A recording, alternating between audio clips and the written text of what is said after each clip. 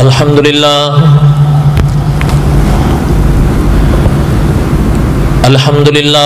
نحمده ونستعینه ونستغفره ونؤمن به ونتوکل علیہ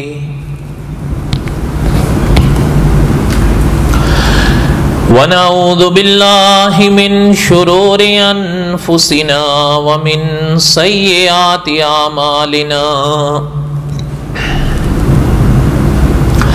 من يهده الله فلا مضل له ومن يضلله فلا هادي له وأشهد أن لا إله إلا الله وحده لا شريك له وأشهد أن سيدنا وسندنا ومولانا محمدا عبده ورسوله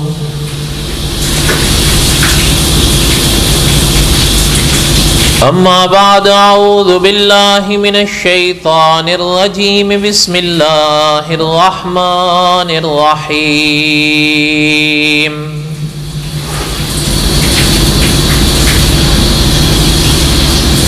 الف لام را تلك آیات الكتاب المبین انا انزلناه قرآنا عربيا لعلكم تعقلون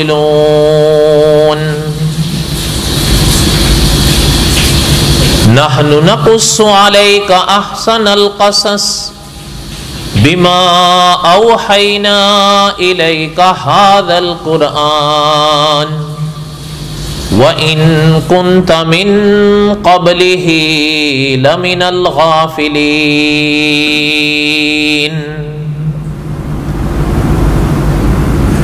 صدق اللہ العظیم وبلغنا رسوله النبي الكريم ونحن على ذلك لمن الشاہدین والشاکرین والحمد للہ رب العالمین اللہم صل علی محمد وعلی آل محمد کما صلیت علی ابراہیم وعلی آل ابراہیم انک حمید مجید اللہم بارک علی محمد وعلی آل محمد کما بارکت علی ابراہیم وعلی آل ابراہیم انک حمید مجید۔ ہمہ قسم کی حمد و ثنا اللہ ذات لم یزل لا یزال کی پاک ذات کے لیے، صدق دل سے لا تعداد مرتبہ درود و سلام امام الانبیاء حضرت محمد الرسول اللہ صلی اللہ علیہ وسلم کی پاک ذات کے لیے۔ قصص الانبیاء علیہ السلام کے اسباق ہم پڑھ رہے تھے، اور سیدنا یوسف علیہ السلام کے واقعات اپنی بساط تک تقریباً ہم دورا چکے، بس آخرلا ایک تتمہ کتاب کی نسبت سے باقی ہے، بس اس کو آج عرض کرنا ہے۔ پھر اللہ تعالیٰ نے اگر زندگی دی اور اللہ کو منظور ہوا تو انشاءاللہ اگلے جمعہ سے قصص الانبیاء کی اگلے کڑی کو ہم بیان کریں گے انشاءاللہ۔ حضرت یوسف علیہ السلام کے واقعات کا کتاب کی نسبت سے جو تتمہ باقی تھا اس کو میں پہلے بھی بیان کر سکتا تھا، لیکن دل یہی چاہ رہا تھا کہ چونکہ قصص الانبیاء علیہ السلام کے موضوع پر جو زیادہ تر ہم نے درس لیے یا بنیادی طور پر، تو دو کتابوں کو سامنے رکھا۔ ان میں سے ایک تھی ہدایت کے چراغ، مولانا عبد الرحمن صاحب مظاہری دامت برکاتہم کی، جو انبیاء علیہ الصلوۃ والسلام کی پاک سیرت طیبہ پر ایک عظیم کتاب ہے۔ اس میں جہاں حضرت یوسف علیہ الصلوۃ والسلام کے واقعات کو حضرت نے لکھا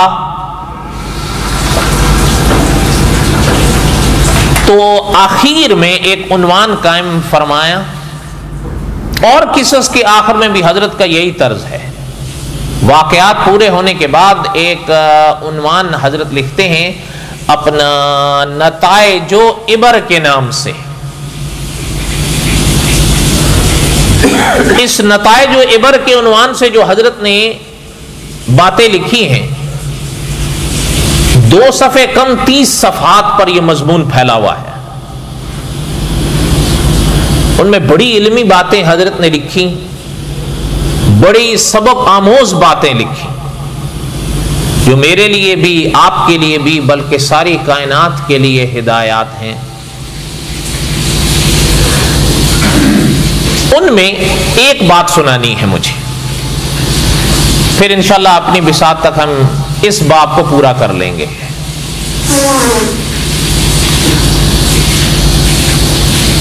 نتائج و عبر میں حضرت نے ایک عنوان قائم فرمایا ہے۔ اس کے ضمن میں وہاں پر حضرت نے بڑی تفصیل سے ایک مسئلے پر گفتگو لکھی ہے۔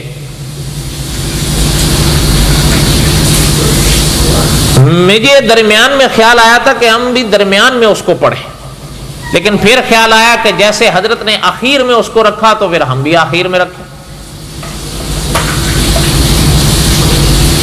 اور گزشتہ سے پوستہ حصہ جہاں حضرت یوسف علیہ الصلوۃ والسلام کا رک گیا تھا، بس اس کو آخر میں انشاءاللہ پورا کرنا ہے۔ غور سے، دھیان سے گفتگو کو سنو۔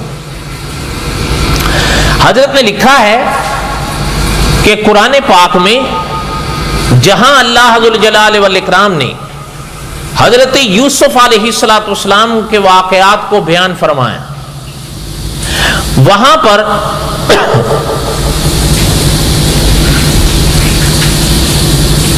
چار مرتبہ حضرت یوسف علیہ الصلوۃ والسلام کے بھائیوں کا حضرت کے دربار میں آنا لکھا کہ دربار یوسفی علیہ السلام، اور ان کی کبھی پہلی حاضری ہوتی ہے، پھر دوسری ہوتی ہے، پھر تیسری ہوتی ہے، پھر چوتھی ہوتی ہے۔ ان میں جو دوسری حاضری ہوئی تھی ان لوگوں کی، حضرت یوسف علیہ الصلوۃ والسلام کے بھائیوں کی،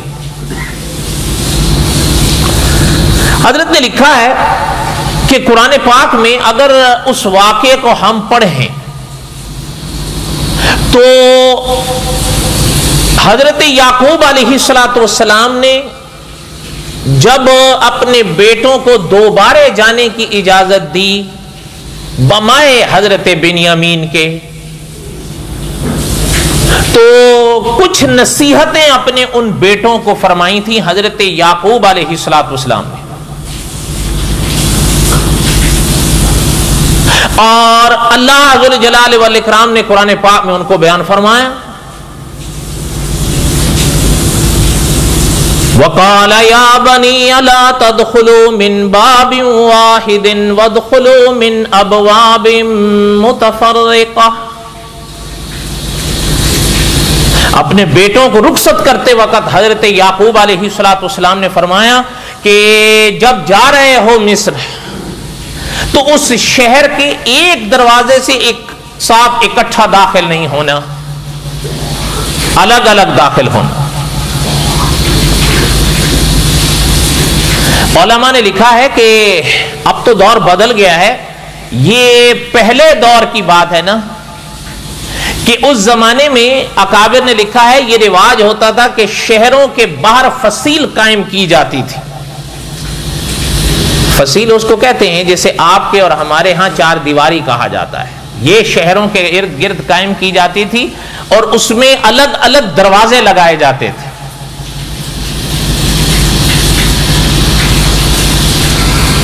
اس لیے حضرت یعقوب علیہ السلام کے بیٹے جب مصر دوبارے جانے لگے تو اکابر نے لکھا ہے کہ مصر کا بھی اس زمانے میں یہی عالم تھا کہ اس کے ارد گرد فصیل تھی اور اس میں دروازے تھے، شہر کے اندر داخل ہونے کے لیے انہی دروازوں سے گزرنا ہوتا تھا۔ اب جب یہ بیٹے رخصت ہو رہے ہیں تو حضرت یعقوب فرماتے ہیں وَقَالَ يَا بَنِي أَلَا تَدْخُلُوا مِن بَابٍ وَاحِدٍ وَادْخُلُوا مِنْ أَبْوَابٍ مُتَفَرِّقَةٍ، ایک دروازے سے داخل نہیں ہونا، شہر میں الگ الگ ہونا۔ وَمَا أُغْنِي عَنْكُمْ مِنَ اللَّهِ مِنْ شَيْءٍ إِنِ الْحُكْمُ إِلَّا لِلَّهِ عَلَيْهِ تَوَكَّلْتُ وَعَلَيْهِ فَلْيَتَوَكَّلِ الْمُتَوَكِّلُونَ۔ اچھا، عقیدہ بھی پیغمبر ساتھ ساتھ بتایا، فرمایا کہ یہ جو میں کہہ رہا ہوں میری نصیحت ہے، یہ اللہ کی تقدیر کے آڑے تھوڑی آ سکتی ہے۔ اس لیے حضرت نے فرمایا بھروسہ اللہ پر کرنا، یہ نہیں کہ میری اس نصیحت یا میری تدبیر پر بھروسہ کر لو یا اپنے اس عمل پر بھروسہ اللہ پر کرنا ہے۔ ان کو منظور ہوگا تو خیر ہوگی، نہیں منظور ہوگا تو دنیا کی کوئی طاقت نہیں ہے جو خدا کے حکم کے آڑے آ سکے، لاکھ تدبیریں کرتے رہے۔ وہ کہتے ہیں نا اپنا کہ تدبیر کند بندہ کہ تقدیر زند خندہ، انسان تدبیریں کرتا ہے تو تقدیریں مسکراتی ہیں۔ اس لیے حضرت یعقوب علیہ السلام نے صدیوں پہلے اپنے بچوں کو فرمایا کہ ٹھیک ہے، ہم آپ کو نصیحت کر رہے ہیں کہ ایک دروازے سے داخل ہونا، الگ الگ سے ہونا، ایسے کرنا، لیکن اس تدبیر پر بھروسہ نہیں کر لینا، بھروسہ اس ایک ذات پہ کر۔ تدبیریں اس پاک ذات کے حکموں کے آڑے نہیں آ سکتی۔ کوئی بات آپ کو سمجھ میں آ رہی؟ آگے سنیں۔ اچھا، اپنا اکابر نے یہ فرمایا جس پر مولانا عبد الرحمن صاحب نے اس باب کو ختم فرمایا، اس کو ذرا سنتے چلیں کہ حضرت نے لکھا کہ اکابر کے ہاں یہ سوال پیدا ہوا کہ حضرت یعقوب علیہ السلام نے اپنے بچوں کو الگ الگ دروازوں سے داخلے کے لیے کیوں فرمایا۔ اکابر نے اس کی بڑی بڑی وجوہات لکھی، لیکن ایک بات جسے تمام اکابر نے لکھا ہے اور مانا بھی ہے، اس کو سنیں۔ اور حضرت نے بھی یہ بات لکھی ہے کہ چونکہ جس دور میں آپ اور ہم ہیں نا، آج جہاں اور کئی چیزوں کا انکار کیا جا رہا ہے تو اس بات کا بھی انکار کیا جا رہا ہے، یہ مناسب نہیں ہے۔ وہ کس بات کا؟ سنیں، اکابر نے فیصلہ یہ لکھا ہے کہ حضرت یعقوب علیہ السلام نے اس لیے اپنے بچوں کو دروازوں سے علیحدہ علیحدہ ہو کے داخل ہونے کے لیے فرمایا تھا کہ وہ جتنے بھی تھے نا، بہرحال جیسے بھی تھے، آخر خانوادہ پیغمبر میں سے تھے۔ ان کے ڈیل ڈول، ان کے حسن، ان کے یعنی قداور، ایک عجیب رنگ روپ تھے وہ تو۔ اس لیے اکابر نے لکھا حضرت یعقوب یہ نہیں چاہتے تھے کہ میرے بچے جب اتنے سارے ہوں ایک ساتھ داخل ہوں تو ممکن ہے کسی کی نظر لگ جائے۔ اور مولانا عبد الرحمن صاحب مظاہری مدد ذلہ نے یہاں پر یہ بات لکھی ہے کہ نظر کے لگنے سے انکار یہ صحیح نہیں ہے، بلکہ ان پاک آیات کے موقع پر مولانا عبد الحمید سواتی رحمت اللہ علیہ نے لکھا ہے کہ اول درجے کی صحیح حدیث ہے، یہ حضرت کے الفاظ ہیں میرے نہیں، فرمایا اول درجے کی صحیح حدیث ہے کہ العین حق، نظر حق ہے۔ بڑے بڑے اکابر نے واقعات لکھے ہیں، انسان پڑھ کر حیران ہو جاتا۔ آج ممکن ہو نہیں جی بس یہ وہ نہ، یاد رکھیں اس وجود پر نظر بد کا اثر بھی ہو سکتا ہے، اس وجود پر جادو کا اثر بھی ہو سکتا ہے۔ ہمارے اکابر نے کبھی بھی اس کا انکار نہیں کیا، جو حقائق ہیں ان کے انکار نہیں کیے جاتے۔ جادو کے بارے میں بہرحال ہمارے اکابر کا یا کیا عقیدہ ہے اور کیا عقیدہ ہونا چاہیے وہ انشاءاللہ حضرت موسیٰ علیہ السلام کی قصص میں آئے گا، اس لیے کہ اکابر نے لکھا ہے کہ حضرت موسیٰ علیہ السلام کے دور میں یہ بلا عروج پر تھی، جسے جادو کہتے ہیں. اور اس لیے اکابر نے لکھا ہے کہ قدرت نے حضرت موسیٰ کو پھر وہ معجزات بخشے کہ انہوں نے تمام دنیا کے ہر جادو کو توڑ پھوڑ کے رکھ دیا. اس لیے کہ جادو جتنا بھی ہو جائے وہ حق کا مقابلہ نہیں کر سکتا. اس لیے نظر کتنی بھی بڑھ جائے. حالانکہ اپنا صاحب قصص الانبیاء نے لکھا ہے, مولانا عبد الرحمن صاحب مظاہری بھی لکھتے ہیں اور اکابر نے بھی لکھا ہے کہ حدیث میں باقاعدہ فرمایا گیا ہے کہ نظر یہ ایسی شے ہے کہ جو انسان کو نا غور سے سنیں, فرمایا نظر ایسی شے ہے کہ جو اونٹ کو دیگچی میں پہنچا دیتی ہے اور انسان کو قبر تک پہنچا دیتی ہے. اس سے پتہ چلتا ہے نظر لگتی. اس لیے اکابر نے فرمایا کہ حضرت یعقوب علیہ السلام نے بھی تدبیراً یہ بات اپنے بیٹوں سے فرمائی کہ جب اس دروازوں مصر میں داخل ہو, ایک دروازے سے نہیں الگ الگ سے ہونا, کہیں تمہیں نظر نہ لگ جائے. تو بات سمجھ میں آ رہی ہے آپ کو بھی تو نہیں نظریں لگی ہوئی, آپ کو کیا پتا لگی ہوئی بھی ہو. ایسا ہوتا ہے ہم آدمی کو تم بساؤ. اور یہ بڑی مشکل بلا ہے, یہ یاد رکھیں آپ مجھ سے بہتر. ایک انسان مریض ہو, مان جائے کہ میں مریض ہوں, افاقہ ہو جائے کیونکہ علاج کرے گا. ایک انسان مریض ہو, ایک مرض کا نہ مانے, نہیں جی مجھے ہے ہی نہیں, یہ زیادہ خطرناک. این ممکن ہے کہ ایک انسان کو نظر بد کے اثرات ہو, نہ مانے. این ممکن ہے کہ ایک انسان کے وجود پر جادو کے یا گھر پر جادو کے اثرات ہوں, نہ مانے. اور یہ بھی شاید ہم انشاءاللہ حضرت موسیٰ علیہ السلام کے قصص میں پڑھیں گے. قاری عبدالحی عابد صاحب رحمۃ اللہ علیہ فرمایا کرتے تھے کہ گھر کے ایک فرد پر اگر جادو کے اثرات ہوں, نتیجتاً پورے گھر پر ہوتے ہیں. اور حضرت فرمایا کرتے تھے نصیحتاً اس کو پالو نہیں, ان کا علاج کرو, چاہے وہ نظر ہو چاہے جادو کے اثرات. اچھا میں آپ سے پوچھتا ہوں, نظر ہو یا جادو ہو, اس کے علاج جو ہیں وہ یہ میڈیکل ڈاکٹر کریں؟ بولو, جب مانتے ہی نہیں تو وہ کیا علاج کر, وہ تو اس چیز کے جب قائل ہی نہیں ہے. اس لیے جس طرح مطلب ہر مرض کے کچھ ڈاکٹر یا اطباء خاص ہوتے ہیں. آنکھ میں درد ہو تو آنکھ کے اسپیشلسٹ کے پاس جائیں گے, کان میں درد ہو تو کان کے اسپیشلسٹ کے پاس جائیں گے, ہڈی کی بات ہو تو ہڈی کے اسپیشلسٹ کے پاس جائیں گے, نظر یا جادو کی بات ہو تو پھر ان کے اسپیشلسٹ کے پاس جائیں گے, وہ کریں گے ان کا علاج. ایک چیز. دوسری چیز, اگر نظر لگ جائے, قاری عبداللہ عابد صاحب رحمۃ اللہ علیہ فرمایا کرتے تھے ہمارے والوں کا مزاج یہ ہے کہ پانی کا ایک گلاس پیوں اور بالکل اتر جائے, ٹھیک ٹھاک ہو جاؤں, یہ کوئی ضروری نہیں. حضرت فرمایا کرتے تھے سامنے والے کی مثال ایسی ہوتی ہے کہ پتھر اٹھایا اور شیشے پر دے مارا, لیکن علاج کرنے والوں کی مثال کبھی کبھی ایسی ہو جاتی ہے جیسے ہومیوپیتھک, وہ رفتہ رفتہ ہوتا ہے. لیکن ہم تو انسان جلد باز ہے, انسان تو چاہتا ہے بس جی ابھی چھلا جست لگے اور پہنچ جائے. ہمارے اکابر کی یہ باتیں صحیح ہیں غلط ہیں؟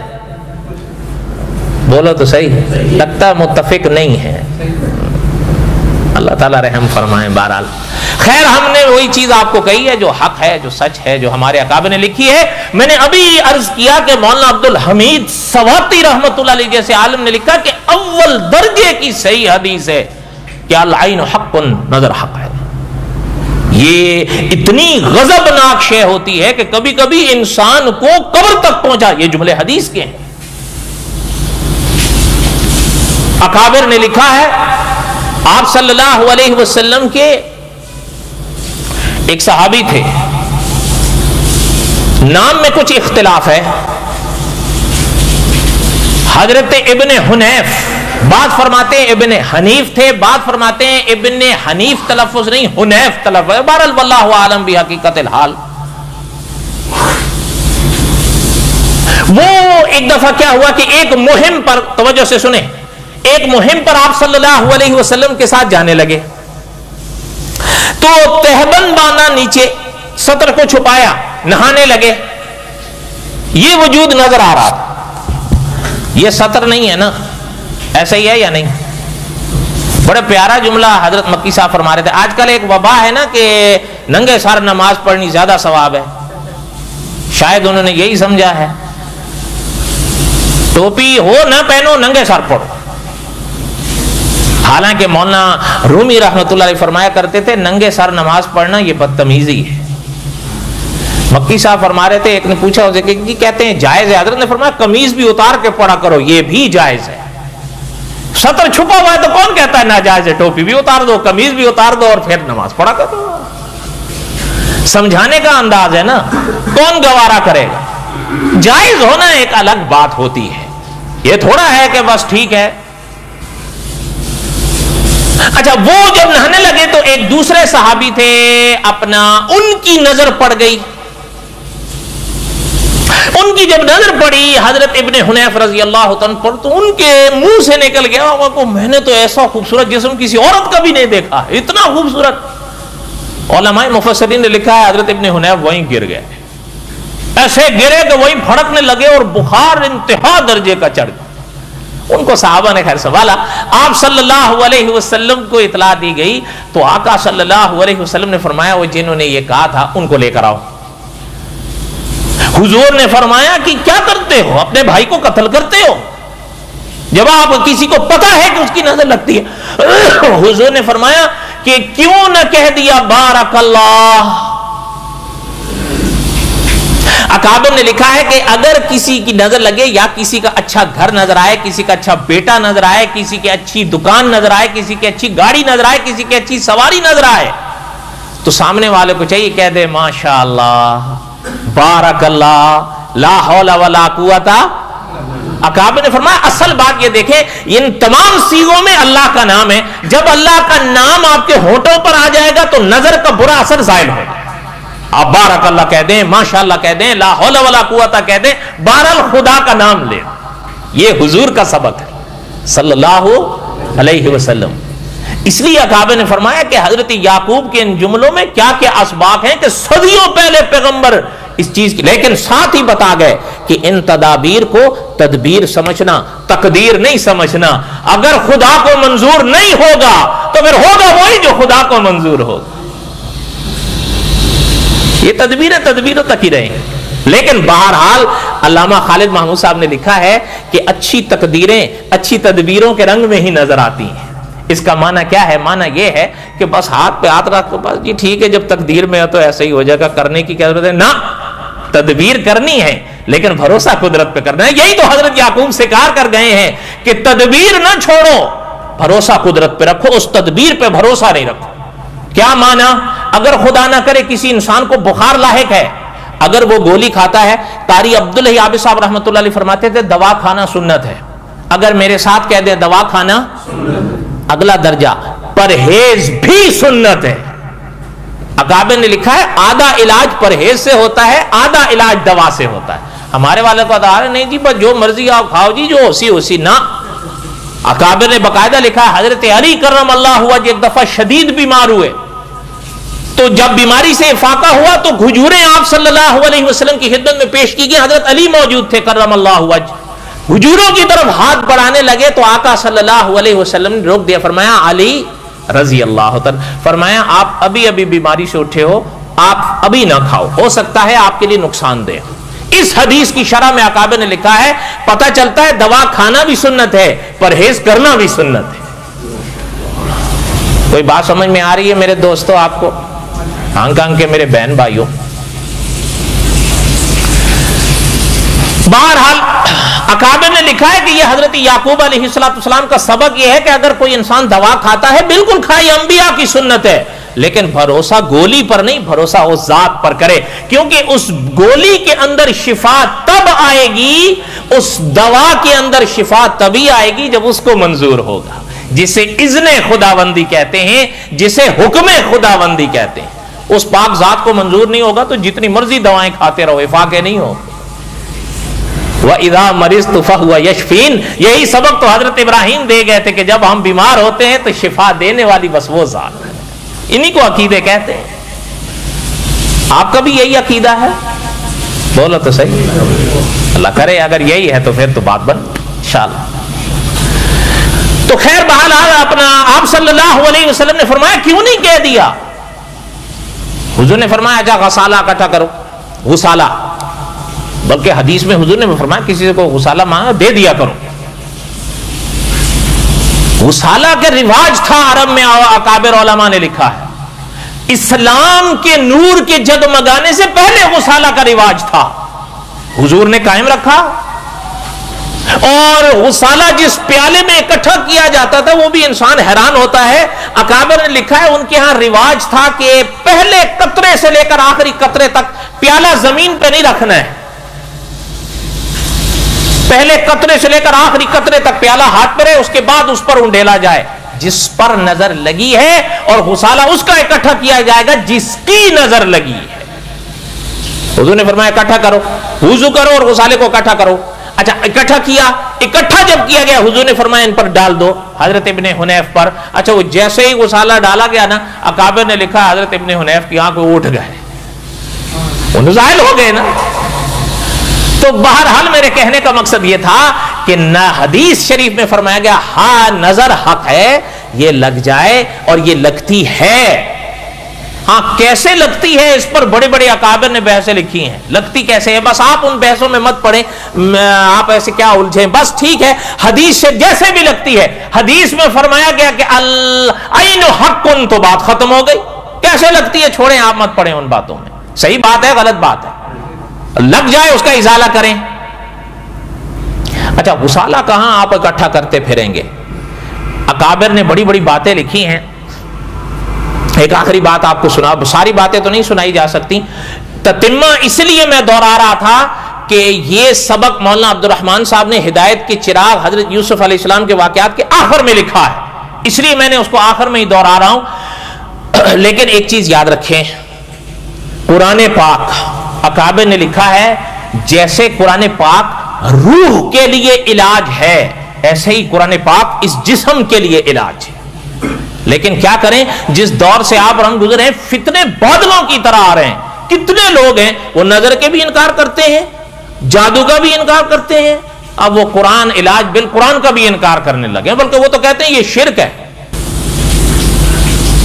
اس لیے اپنا جو ہے نا استاد العلماء، بات ختم ہو گیا، علامہ خالد محمود صاحب کی کتاب ہے آثار القرآن، اس میں حضرت نے ایک مستقل عنوان قائم کیا ہے علاج بالقرآن، قرآن سے علاج۔ حضرت نے فرمایا، لکھا ہے اس میں بڑی عجیب، فرمایا کہ اگر دواؤں سے علاج کیا جا سکتا ہے تو پاک کلمات سے بھی علاج کیا جا سکتا ہے۔ اس کا ایک تتمہ اور بھی ہے لیکن اب وقت نہیں، اللہ تعالیٰ نے اگر زندگی دی تو انشاءاللہ پھر کبھی، کیونکہ مجھے اصل میں کسی نے لکھ کر یہ بھیجا کہ بڑی مہربانی کریں، لوگ ہمیں کہتے ہیں تعویذ شرک ہے، یہ شرک ہے، وہ شرک ہے، تو بہرحال بات تو میں نے خلاصے کے طور پر عرض کی، اگر اللہ نے زندگی دی تو اس پر مستقل درس آئے گا انشاءاللہ، آنا چاہیے ویسے میرا کیا خیال ہے، اور بولو تو صحیح، تو یہی نہ ہو کہ آپ کل سے تعویذات سے بھرے ہوئے باہر گھوم رہے ہوں۔ یاد رکھو اصول جو علامہ خالد محمود صاحب نے لکھا ہے، ہر جائز دوا استعمال کرنی جائز ہے، ہر جائز تعویذ جائز ہے، ہر جائز دم جائز ہے، یہ اصول ہے۔ جس دوا میں حرام آمیزش ہو وہ دوا کھاؤ گے، بولو؟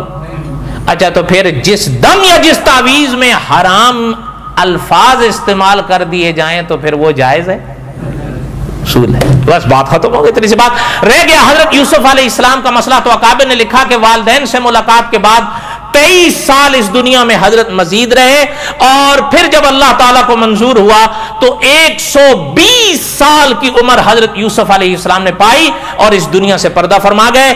اور پردہ فرمانے سے کچھ لمحات پہلے حضرت ایک وصیت فرما گئے تھے جو آج بھی کتابوں کی تاریخ کی کتابوں میں ہے کہ حضرت نے وصیت یہ فرمائی تھی کہ ایک وقت آئے گا جب بنی اسرائیل مصر سے نکلیں گے تو میری ان کو یہ نصیحت اور وصیت ہے، جب مصر سے جائیں تو میرے وجود کو میری قبر سے نکال کے ساتھ لے جائیں۔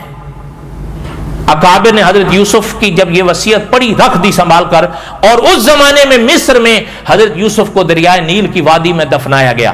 یہ وصیت حضرت یوسف کی باقی رہی اور محفوظ رہی۔ یہ اس پر عمل کس پیغمبر نے کیا؟ یہ اللہ تعالیٰ نے اگر زندگی دی تو انشاءاللہ قصص الانبیاء کے اپنے ابواب پر آئے گا، لیکن ممکن ہے کہ شاید سال 2 سال اور لگ جائیں۔ واللہ اعلم بحقیقت الحال، واللہ اعلم اللہ تعالیٰ بس دعا کریں اللہ تعالیٰ قبول فرمائیں. اللہ تعالیٰ ہی بہتر جانتے ہیں سب باتوں کو. جو اکابر نے لکھی وہ ہم نے بتائیں. دعا کریں اللہ تعالیٰ قبول فرمائیں. وما علینا الا البلاغ المبین. سنت پڑھ.